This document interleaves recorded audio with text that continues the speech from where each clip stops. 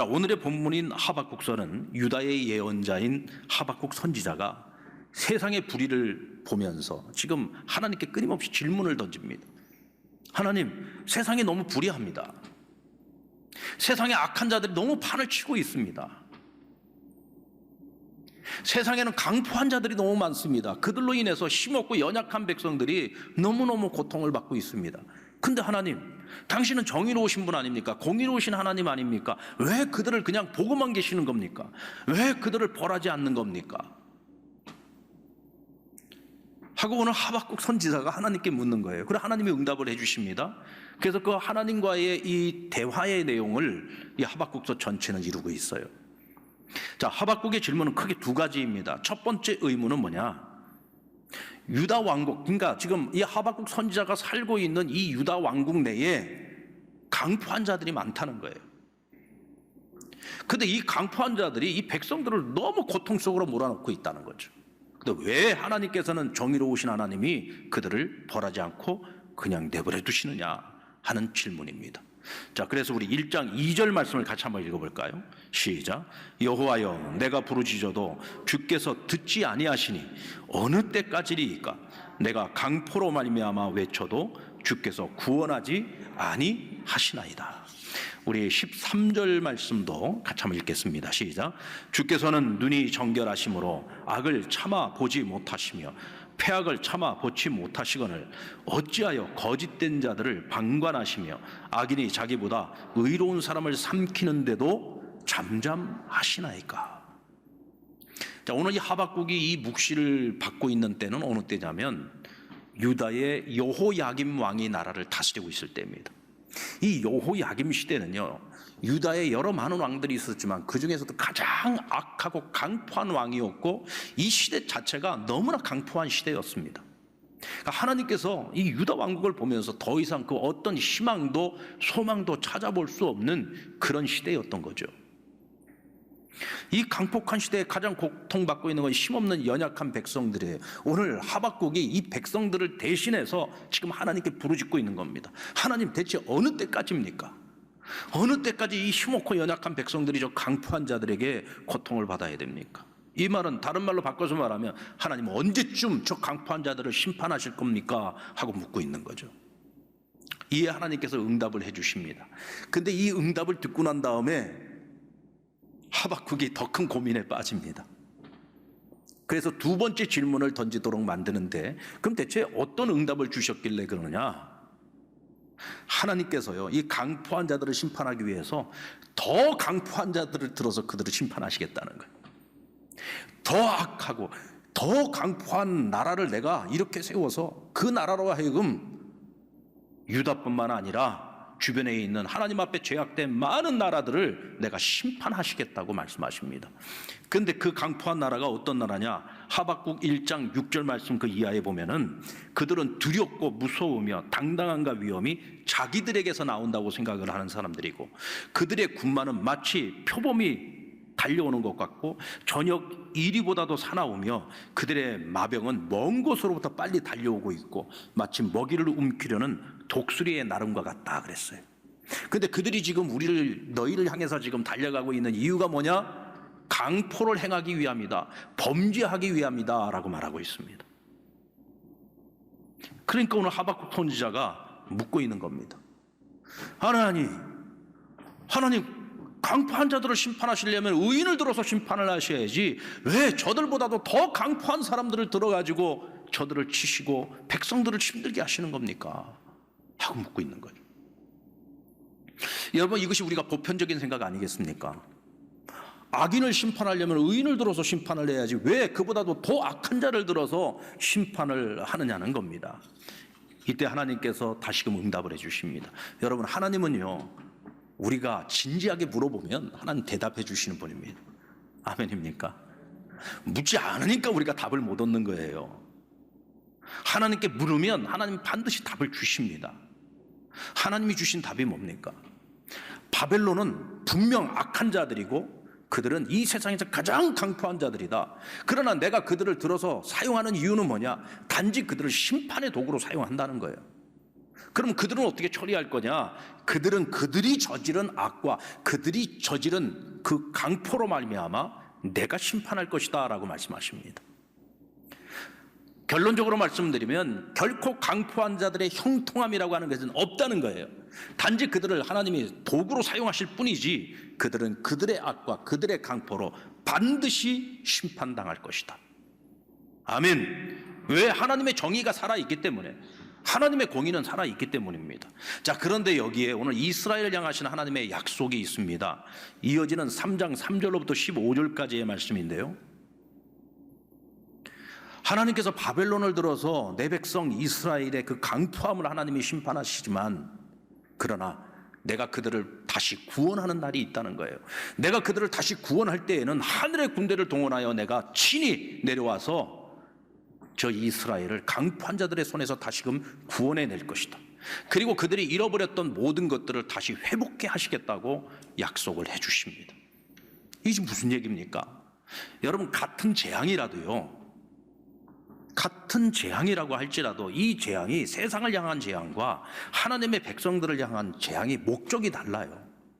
세상에 대한 재앙은 심판이 목적이라고 한다면, 하나님의 백성에 대한 재앙은 재앙이 목적이 아니라 그들을 구원하시기 위함이 목적이고 그들에게 보다 더 나은 미래를 주시기 위한 것이 목적이라는 거죠. 그래서 지금 그들이 하나님의 백성으로서 전혀 하나님의 백성답지 못하니까 이 심판을 통하여 그들을 다시금 하나님의 백성답게 만들어서 이전 영광보다 나중 영광을 더 크게 하시기 위한 것이 하나님의 목적이라는 겁니다. 이것이 하나님의 선하신 뜻이에요. 오늘의 역사 속에서 우리는 고통을 받을 수밖에 없어요. 지금 환난 중에 있습니다. 고통스러워요. 너무 힘들어요. 죽을 만큼 고통스러워요. 근데 하나님 말씀하십니다. 그러나 그것이 끝이 아니다. 내가 반드시 너희를 회복해 할 것이고 이전 영광보다 나중 영광을 내가 더 크게 할 것이다. 그래서 오늘 하박국이 결론적으로 2절 말씀에서 이렇게 얘기하고 있습니다. 우리 같이 한번 읽어볼까요? 시작. 여호와여, 내가 주께 대한 소문을 듣고 놀랐나이다. 여호와여, 주는 주의 일을 이 수년 내에 부응하게 하옵소서. 이 수년 내에 나타내시옵소서. 진노 중에라도 긍휼을 잊지 마옵소서. 이제 하박국이 분명히 깨달았어요. 하나님 왜 이 강포한 자들을 보고도 그냥 침묵하고 있는 것처럼 보이는지. 하나님이 바벨론을 들어서 이제 이 유다를 칠 것인데 그것이 끝이 아니라 하나님께서 그들을 다시금 회복해 하고 이전 영광보다 나중 영광 더 크게 하실 것도 이제 다 알았어요. 그러니까 그가 이제 이런 결론을 내린 겁니다. 하나님, 하나님의 선하신 뜻을 오늘날의 이 역사 속에서 이루어 가시는 과정 속에 당신이 꼭 해야 할 일이 있다면 그것을 미루지 말고 하십시오. 그것을 하나님이 시행을 하심으로 우리에게 어떤 고난이 찾아오고 어떤 환난이 찾아온다고 할지라도 머뭇거리지 말고 그 일을 하시라는 겁니다.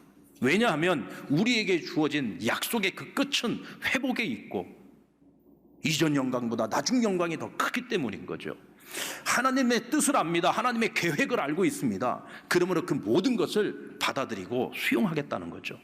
근데 한 가지를 부탁합니다. 하나님, 진노 중에라도 긍휼만큼은 허락해 주십시오. 진노 중에도 긍휼을 베풀어 달라는 거예요. 누구에게? 하나님의 백성에게는. 할렐루야. 하나님의 백성에게는 진노 가운데 있지만 우리에게 긍휼을 베풀어 주십시오 하고 하나님께 구합니다. 하박국 선지자는 역사를 주관하시는 이 하나님의 선하심을 믿습니다. 그러므로 그 어떤 환난 속에서도 내가 여호와로 인하여 즐거워하고 하나님 내게 주신 나의 구원으로 말미암아 내가 기뻐하겠다고 결단합니다. 여러분, 재앙을 당하더라도 알고 당하는 것과 모르고 당하는 것 어느 것이 더 고통스러울까요? 자, 앞으로 밀려올 대환란이 지금 우리 앞에 오고 있어요. 이 환란을 알고 당하는 게 어려워요? 모르고 당하는 게 어려워요? 여러분, 사실 알고 당하는 게 훨씬 더 어려운 일입니다. 하나님께서 말씀해 주셨잖아요. 세상에서 가장 강력한 군대, 가장 강하고 가장 강포한 군대를 들어서 하나님이 철저하게 짓밟을 것에 대해서 말씀해 주셨어요. 그래서 16절 말씀에 보면은 하박국 선지자가 그때의 일들을 생각하고 기다리면서 그 고통을 이렇게 표현합니다. 우리 같이 한번 읽어볼까요? 시작. 내가 들었으므로 내 창자가 흔들렸고 그 목소리로 말미암아 내 입술이 떨렸도다. 무리가 우리를 치러 올라오는 환난 날을 내가 기다림으로 썩이는 것이 내 뼈에 들어왔으며 내 몸은 내 초소에서 떨리는도다. 생각만 해도 창자가 떨리고 입술이 떨리고 마치 내 뼈가 썩어서 녹아지는 것과 같다는 거예요. 생각만 해도, 지금 닥친 게 아닙니다. 생각만 해도, 상상만 해도 너무너무 끔찍하다는 거죠. 그럼에도 불구하고 하박국은 이어서 이렇게 노래합니다. 17절로 18절 말씀 우리 같이 읽겠습니다. 시작. 비록 무화과 나무가 무성하지 못하며 포도나무에 열매가 없으며 감람나무에 소출이 없으며 밭에 먹을 것이 없으며 우리의 양이 없으며 외양간에 소가 없을지라도 나는 여호와로 말미암아 즐거워하며 나의 구원의 하나님으로 말미암아 기뻐하리로다. 할렐루야. 모든 걸 다 잃어버려도, 아무것도 없어도 나는 오직 여호와라 인하여 즐거워하고 나의 구원으로 말미암아 기뻐하리로다. 여러분, 우리가 한번 욥의 심정으로 돌아가 볼까요? 욥은 하루아침에 모든 거 다 잃었잖아요. 그가 그까지 하나님을 얼마만큼 신뢰하는지 사단과의 그 시험 속에서 하나님 허락을 하셨어요. 모든 거 다 잃었습니다. 그러나 욥은 끝까지 믿음을 지켜냈습니다. 믿음의 승리를 거뒀어요. 이때 하나님께서 어떻게 하셨습니까? 그가 잃어버린 모든 것을 전부 회복시켜 주셨어요. 그는 모든 걸 다 잃어버렸을 때에도 하나님 포기하지 않았어요. 여호와로 인하여 기뻐하고 나의 구원으로 말미암아, 하나님 분명히 나를 구원하실 거라고 하는 그 믿음 안에서 그는 기뻐할 수 있었습니다. 그 욥의 믿음을 보시고 끝까지 하나님을 믿고 끝까지 하나님을 원망하지 않고 하나님을 버리지 않았던 그 욥을 하나님이 회복시키는데, 회복으로 끝나는 것이 아니라 이전 영광보다 나중 영광을 더 크게 만드신 것을 우리는 욥기서를 통해서 알고 있죠. 오늘 하박국의 심정이 같은 심정입니다. 어떤 경우에도 아무것도 없이 모든 걸 다 잃었다고 할지라도 나는 여호와로 인하여 기뻐하겠습니다. 그분이 나의 구원자가 되시고 내가 모든 것을 잃어버린 이 상황 속에서 나를 다시금 일으키실 수 있는 분은 오직 하나님 한 분이시기에 나는 그 하나님을 놓지 않고 살 것입니다 라고 오늘 노래하고 고백하는 것입니다. 하나님의 선한 뜻, 하나님의 선한 계획을 알고 있기 때문입니다. 여러분, 오늘 우리가 바이러스의 재앙으로 인해 전에 겪어보지 못했던 두려움과 낙심을 지금 우리가 경험하고 있어요. 이로 인해서 생명의 위협을 당하기도 하고 사망의 고통을 겪기도 합니다. 일상의 삶에서 우리가 너무나 당연하게 누려왔던 너무나 많은 것들을 잃어버리고 살아가고 있죠. 교회도 역시 마찬가지입니다. 교회도 전혀 가보지 않았던 너무나도 뜻밖의 고통을 지금 우리가 겪고 있습니다. 그럼에도 불구하고 그리스도 안에서 살아가고 있는 저와 여러분은 주님으로 말미암아 즐거워하고 우리의 구원으로 말미암는 이 기쁨을 절대로 잃어버리지 말아야 합니다. 만약에 이 재난 속에서 여러분들이 믿음을 잃어버렸다, 하나님을 떠나고 낙심과 절망의 늪에서 빠져나오지 못한다, 이게 세상에서 가장 어리석고 미련한 짓을 하는 것입니다. 어떤 경우에도 여러분들 주님 안에서 누리는 기쁨을 잃지 마십시오. 주님 안에서 누리는 이 구원의 기쁨을 절대로 잃지 마십시오. 이것이 여러분 토대가 될 것입니다. 여기서부터 우리는 다시 시작할 수 있습니다. 여러분이 지금 무엇을 잃어버렸든 거기서 다시 시작할 수가 있습니다. 그래서 오늘 우리가 해야 할 일이 뭐냐? 진노 중에 긍휼을 구하는 거예요. 우리가 구해야 될 진노 중에 긍휼은 그루터기를 남겨두는 거죠. 나무를 벨 때 여러분 뿌리까지 다 뽑아내는 사람은 없습니다. 나무를 베더라도 뿌리는 남겨두죠. 그래야 그 나무가 다시 자랄 수 있습니다. 신만이들이 여러분 산에 올라가서 삼밭을 발견을 합니다. 삼은 홀로 있지 않습니다. 항상 하나의 큰 삼을 발견하면은요, 오래된 삼을 발견하면 그 주변에는요 항상 삼밭이 있습니다. 그래도 어린 삼들을 손대지 않습니다. 왜냐하면 어린 이 삼들을 남겨둬야 미래가 있기 때문에 그런 거죠. 그루터기는 남겨두는 겁니다. 그래야 회복의 가능성을 나중에 찾을 수가 있는 거잖아요. 하나님께서 이스라엘을 심판하십니다. 그러나 하나님 다시 회복을 약속해 주셨잖아요. 그들을 다시금 회복하려면 뭐가 남아있어야 돼요? 그루터기가 남아있어야 돼요. 오늘 그 그루터기가 뭐냐? 진노 중에 하나님께서 베푸실 긍휼이라는 겁니다. 유다가 바벨론에 의해서 멸망을 당한 게 여러분 한 번에 망한 게 아닙니다. 바벨론의 군대가요 3차례에 걸쳐서 이 예루살렘을 공략을 했어요. 그리고 그때마다 예루살렘을 항복을 합니다. 그리고 마지막 3번째는 멸망에 이르게 되죠.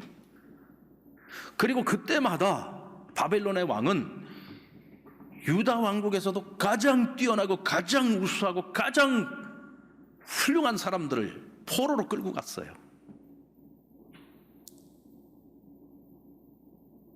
훗날 하나님의 때가 되었을 때에 예루살렘이 완전히 멸망, 유다라고 하는 왕국 자체가 완전히 이 지구상에 다 사라져버리고 예루살렘은 완전히 폐허로 변해버렸지만 하나님이 약속한 70년이 지나고 난 후에 다시 예루살렘으로 포로로 끌려갔던 그 백성들과 그 후손들을 다시 예루살렘으로 돌아오게 만드시, 그리고 그들이 잃어버렸던 모든 것들을 다시금 회복하게 만드시고 이전 영광보다 나중 영광을 더 크게 만드셨어요. 하나님께서 이 선지자의 기도를 들으신 거죠. 그루터기를 남기신 겁니다. 그 남은 자들을 통해서 하나님께서 희망의 불씨를 살린 거예요. 아멘입니까? 여러분들 이번 이 코로나 재난으로 인해서 무엇을 잃어버리셨습니까? 아마 각자가 잃어버린 것들이 다 있을 거예요. 무엇을 잃어버렸는지 저는 알지 못합니다. 그러나 여러분들이 무엇을 잃어버렸든 그것을 다시 회복하고 이전 영광보다 나중 영광이 더하기 위해서는 반드시 하나님께서 여러분들에게 남겨두시는 그루터기가 있어야 돼요. 그런데 오늘 우리 믿는 자들에게 있어서 절대로 잃어버려서는 안 되는 이 남은 그루터기가 뭐냐? 바로 믿음입니다. 그 믿음이 어떤 믿음입니까? 역사를 주관하시는 하나님에 대한 믿음이 있어야 돼요. 전능하신 하나님에 대한 믿음이 있어야 됩니다. 만약 오늘 우리가 그 믿음마저 잃어버리게 되면 우리는 희망이 없어요. 우리는 다른 건 다 잃어버려도 믿음만이 있으면 다시 시작할 수 있어요. 회복할 수 있어요. 다시 부흥할 수 있는 거예요. 아멘입니까? 그래서 우리는 끝까지 이 믿음을 지켜내야 되는 겁니다. 하나님께서 이스라엘 백성들에게 회복을 약속할 때는 여러분 회복으로 끝나지 않습니다. 회복을 넘어서 하나님은 영광을 주십니다. 그래서 오늘 저와 여러분도 회복을 넘어 다시 비상할 준비를 해야 된다는 거예요. 하나님께서 이스라엘을 회복해 하시고 난 후에 다윗과 같은 왕을 너희 위에 세운다고 했습니다. 그리고 세상의 모든 나라가 이 다윗과 같은 이 왕 앞에서 무릎을 꿇게 될 것이고 엎드리게 될 것이고 그의 영광은 영원할 것이라고 했어요. 이 다윗과 같은 왕이 누굽니까?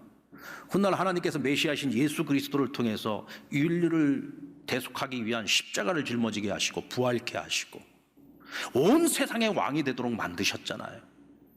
예수 그리스도 안에서 이 하나님의 약속이 성취된 겁니다. 여러분, 하나님은 자기 백성들을 회복시키는 것에서 끝나지 않아요. 거기서 한 걸음 더 나아가 나중 영광을 더 크게 만드시는 분이에요. 여러분, 이 코로나의 이 바이러스의 위력이 지금 전 세계적이라고는 하지만 이것이 여러분 끝나려면 한순간에 끝날 수 있습니다. 끝나려면 한순간에 끝날 수 있는 거예요. 이것이 끝나고 나면 여러분 변화된 새로운 세상이 우리 앞에 갑자기 확 다가옵니다. 문득 다가오는 거예요. 여러분, 새로운 변화된 세상이 우리에게 다가올 때는요, 야, 나 변화될 거다, 준비하고 있으라, 내가 천천히 갈 테니까 이러지 않아요. 변화는요, 어느 날 갑자기 이미 변화되어 버린 세상이 우리 앞에 딱 다가오는 거예요. 지금 우리는요, 그때를 준비해야 됩니다. 그리고 이 변화된 세상을 우리가 부딪히면서 어떻게 다시 비상하여 날아오를 것인지를 지금부터 준비하지 않으면 아무 생각 없이 있다가 갑자기 코로나가 종식되고 새로운 세상이 우리에게 확 밀려왔을 때 우리는 아무런 준비도 대비도 없이 그냥 역사의 흐름에 끌려가는 인생이 될 수밖에 없는 거예요. 지금 우리는 준비해야 됩니다. 여러분들이 각 각기 지금 여러분들의 삶의 현장, 삶의 자리가 어떤 자리가 되었든지 그 자리에서 어느 날 갑자기 멈추게 되고 새로운 세상이 닥쳐왔을 때 나는 그 일을 하면서 어떤 일을 하든지 나는 그 변화된 시대를 어떻게 살아갈 것인지에 대한 준비를 하셔야 됩니다. 예수님께서 부활하시고 난 후에 하늘로 승천하시기 전에 제자들에게 무엇을 당부하셨습니까? 이제 새로운 시대가 올 것이다. 나는 이제 아버지께로 간다. 아버지께로 가면 아버지께서 너에게 성령을 보내실 것이다. 그러니까 너희는 성령을 맞이할 준비를 하라고 말씀하십니다. 새로운 시대죠. 성령 시대가 오는 겁니다. 이제 교회 시대가 오는 거예요. 왜? 예수님께서 이 땅에 이제 더 이상 머무실 수가 없으니까. 예수님은 하나님의 우편 보좌에서 우리를 위하여 친히 간구하시지만 이 땅 가운데서 성도들을 도우시고 믿음의 역사를 통해서 하나님 몸된 교회를 세워나가는 일은 성령님이 하시는 거죠. 그러니까 성령이 오실 그날을 기다리고 준비하라는 겁니다. 그래서 예루살렘을 떠나지 말라고 했죠.